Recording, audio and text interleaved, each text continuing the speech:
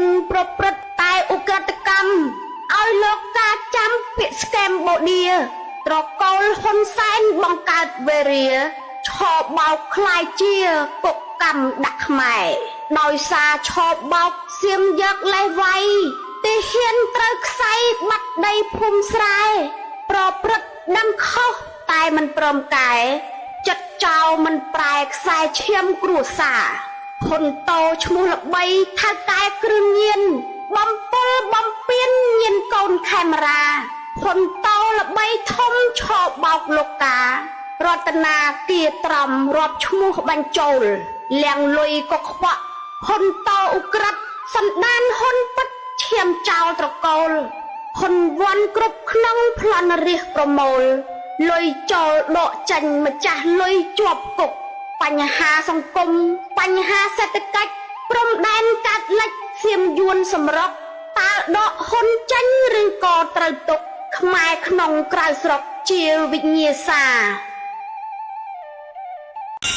រាយការណ៍សម្ដាប់ជាមួយនឹងបាត់កម្ពុជាជំរុកឧក្រិដ្ឋកម្មនិពន្ធដោយអ្នកមីងអងថាវរី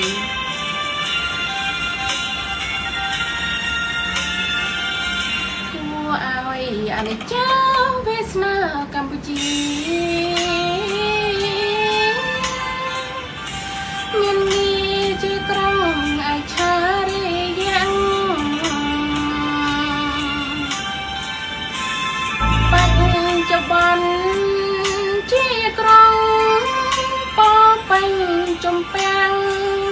ឈរបោកតុងលាំងដោយឧក្រិដ្ឋជនខ្លាយជាទីផ្សារលួធំគ្រឿងញៀនរំពន្ធអាភិនប៉ុន្មានតនធ្ងន់បណ្ដាញក្នុងប៉ាំងប្រជាជនគួយន្តម៉ាស៊ីនពងវងកងមកជួញដូរលួងដាច់សូម្បីតែមនុស្សបងខាំងទាំងខំនឹងច្បាំលងកាលៀងលុយក៏ខ្វងតាមលៀនដុល្លារ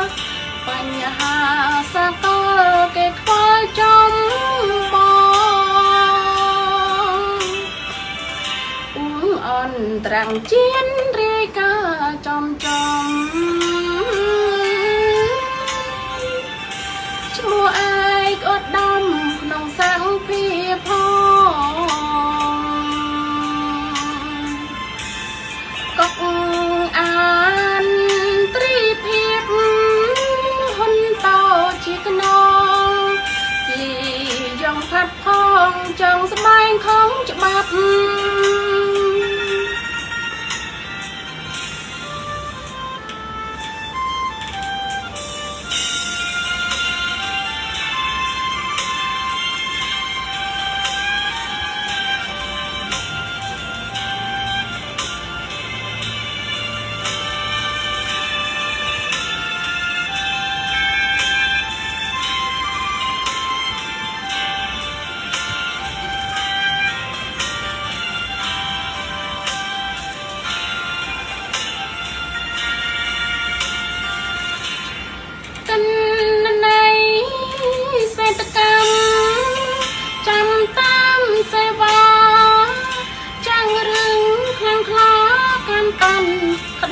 ក្នាប់ពុំអានប៉ាំងពាល់ឬបងចងចាំ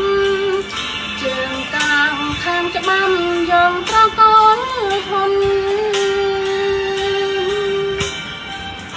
ធំពេញក្នុងការបរាជ័យនេះជាសម្ដីយ៉ាងសង្កត់ធ្ងន់យ៉ាងសេម